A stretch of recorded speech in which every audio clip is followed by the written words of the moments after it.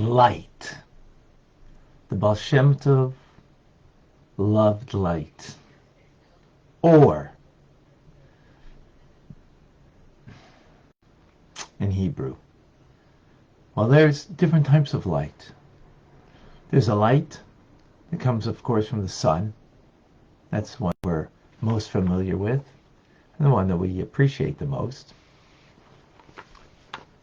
It's a created light. But then there's a light that is inherent to the world, that is ultimately the light of Mashiach. On the first day of creation, God created light. What kind of light? There was no sun. What kind of light are we talking about? So there's something inherent to creation of light that is not pending on the sun to give us that light, to give us that life. That's a powerful light. I'm Rabbi Ronnie Fine, coming to you from Chabad in Montreal, Canada, where it's a privilege and a pleasure to share with you the Tanya. We're continuing in the 29th letter from the Alter Rebbe's teachings, Tanya. This letter is speaking about reincarnation. It's speaking about light. And speaking about the light that we create, that we have the power to create light. What kind of light?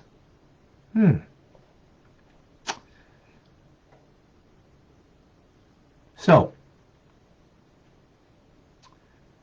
when we do a mitzvah, we create a light that's called something that, like a garment. The light of God is so powerful. From the mitzvah that we create, it's contracted to such a degree that it's something that we can, so to speak, wear it. What does it mean to wear it? It, just like clothing, protects the person. So this protects the soul, the mitzvah that we do, in the sense that it can absorb the light. Because when the light is too powerful, you get absorbed in it. It doesn't allow space for you. Just like if you take a candle and you got a big bonfire, put the candle by the bonfire or in the bonfire, it's absorbed completely, nothing left of it. That's too great for the soul to maintain, to experience. So when we do a mitzvah, we create a light that is a lavush, a garment, that allows us to comprehend and appreciate godliness that the soul experiences in Gan Eden, in the Garden of Eden. In the Garden of Eden. At the same time, though, there is a hidden away light for the righteous that will come in the time to come, the times of Mashiach. That light is a pleasurable light. That is so powerful that today it's like that big bonfire or big torch, and you take your little candle that it is nothing next to it and it's consumed by it. It's a pleasurable thirst. It is, as we have in today's Torah portion, when Abraham wanted to purchased for his wife Sarah when she passed away, the place of burial in Hebron, for 400 shekel of silver. Silver in Hebrew is kesef. Kesef comes from the word longing, lichseif. It's a great longing. 400 levels of longing. Rung after rung, there's so much. So great. So powerful. Not something that our soul can experience today. Not something that even the soul gets in Gan Eden.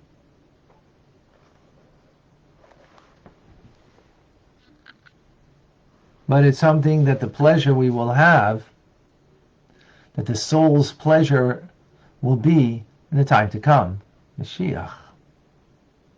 Right now, we get a minute radiation that descends level after level, as we said, to garb the soul with a lower light.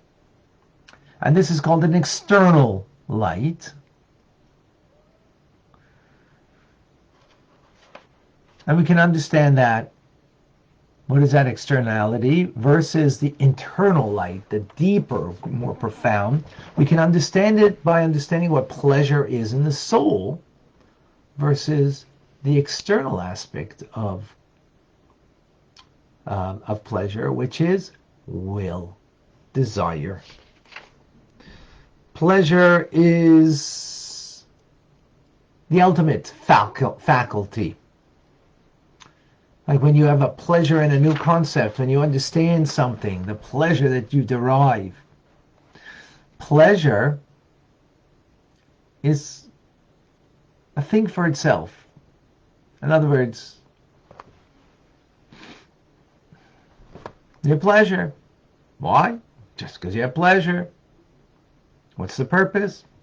The pleasure itself. Right? As opposed to desire, will. Will, desire is for something. It wants something. Pleasure doesn't want anything.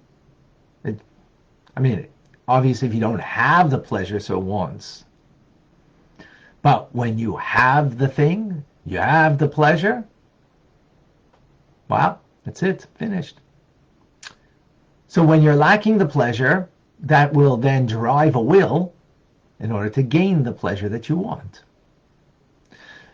So when we speak about God, that's a metaphor within us to understand the ways of God. That the Ein Sof light of God, that the will of God is external compared to the pleasure of God, the pleasantness that God has, the pleasurable thirst, that longing that we said. So supernal delight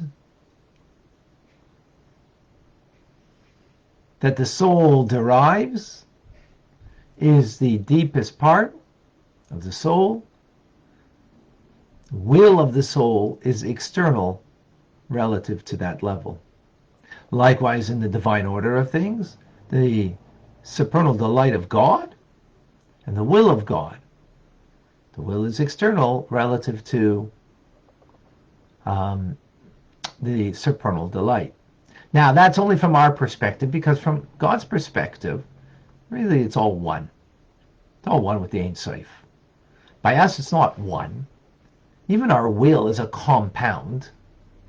So it's not perfect unity. We're not perfectly aligned with our will, because our will is a compound. Now, there's these things that make it up,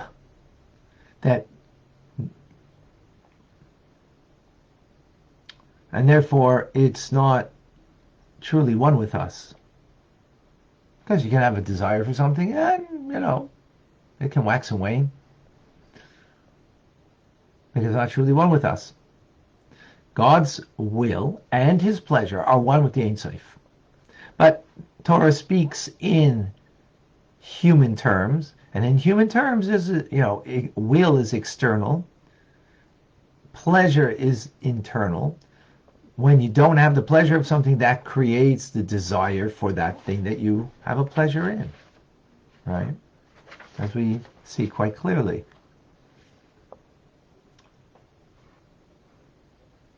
The point being very simple, or maybe not so simple, but the point is that there is a divine level of pleasure that is a light of God that is too powerful for us to experience right now. We will experience it times of Mashiach.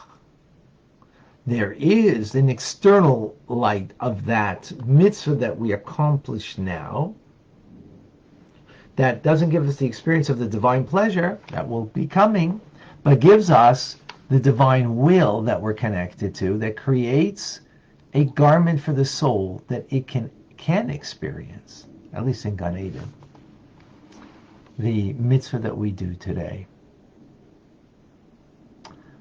The Alter Rebbe continues and says that the supernal will of God is called Keser Elyon, supernal crown, a crown. So the word crown in Hebrew, Keser, is the numeric value of 620. Why? Because there's 613 biblical laws and 7 rabbinic laws that make 620.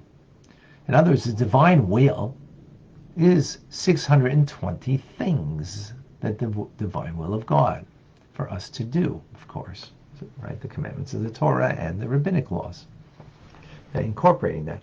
And why is it called a crown? Because the crown is beyond the head. The head is the mind, right? Understanding. And then there is the will. The will is greater than our intelligence. It surrounds the intelligence. Intelligence is something that is internalized. Right? When you understand something, it's internal, becomes a part of you, and it becomes part of what you feel then. But then there's a will that encompasses, and that's metaphorically the crown, right? So the word crown in Hebrew, keser, also comes from the word koiseres, which means a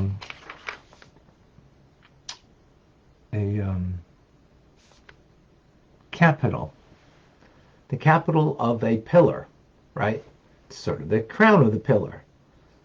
It is connected to the roof of the home and is then at the bottom of the home, meaning on earth, on the ground.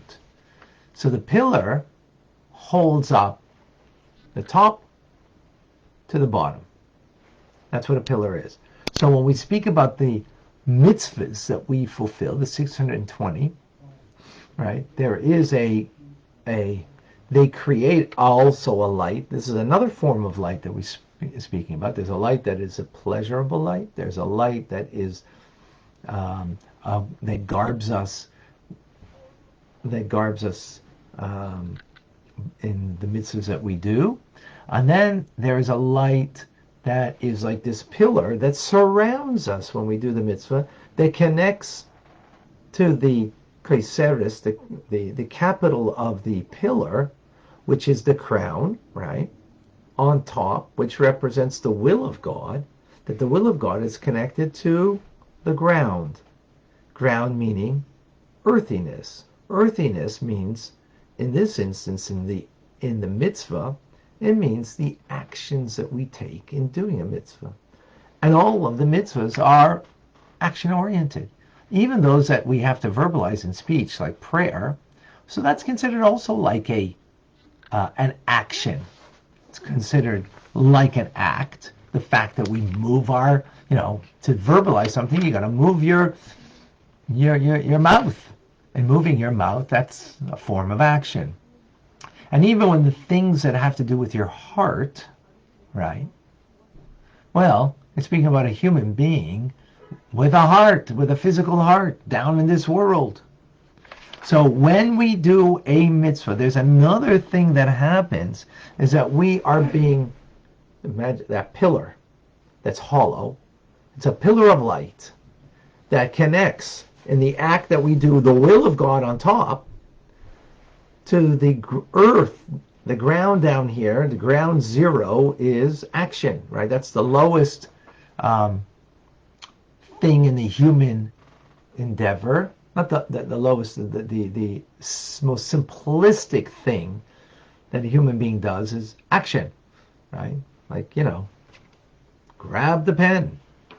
That's much more simple to do that act than to be able to say a line and to verbalize words. A child can grab the pen at 10 months, can grab it, but can't speak about, I just grabbed the pen at 10 months. Can't do that. Doesn't have the capacity, because that's a much more refined motor skill. And to think appropriately and to have intelligence and feelings and so on, of course, that's even a greater development. The point being here is that the will of God is expressed in, right, the top of the capital, the pillar, is expressed on that it's connected to the ground, holding up the home, this world, that we live in, holding it up through the actions of mitzvahs that we do. And when we do it, we are surrounded by the light of that pillar that we have created.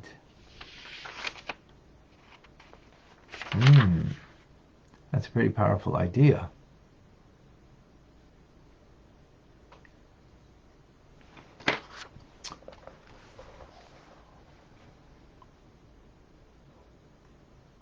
Which means then through the mitzvah that we do, we're bound up with the kesser, with the crown of God, the will of God.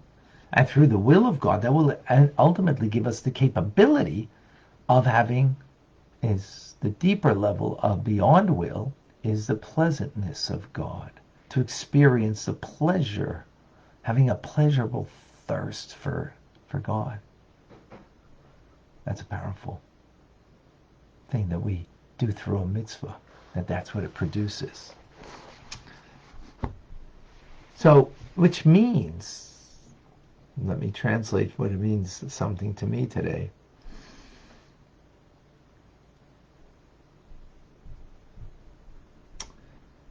That this pillar that holds up the home, meaning this world, it holds it up, that in order to ultimately eradicate evil of this world, and Israel is now dealing, the people of Israel in the land of Israel, the Jewish people are dealing with an evil, a very strong evil, that it wants. And how do we know it's evil? It's because their goal is from sea to sea, from river to sea. From river to sea, which means the annihilation of people, the Jewish people. So of course we need to stand up to that. But the way we also stand up to it is not just to fight directly the evil and eradicate it, which is necessary, of course, but that's not sufficient. We need to create the pillars of light in the mitzvahs that we do. That pillar, first of all, is a protection. Right? When you're surrounded by that pillar of light, it's protecting you. It's the light of God. So we need to put on tefillin. We need to give tzedakah. We need to help others put on tefillin and give tzedakah, charity. Women lighting Shabbos candles, doing mitzvahs, whatever mitzvah it is. Of the 613 biblical and the 7 rabbinic laws. God's mitzvahs, not our mitzvahs. Not our mitzvahs. His mitzvahs. And by doing so, we create that pillar of light that surrounds us, protects us, connects us to the divine will and the divine pleasure, ultimately, of God. And that not only for ourselves, but even for a soldier who's in the front line, from the army of Israel, to give them also protection.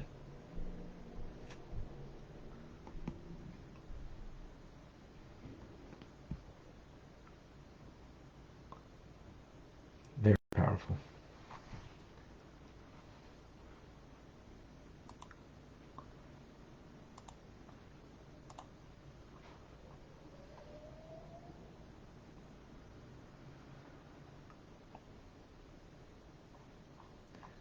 Let's see, we got some questions here. 2 question marks before you ask a question, so we know that it's a question, I think. I see here that Andrew has a question.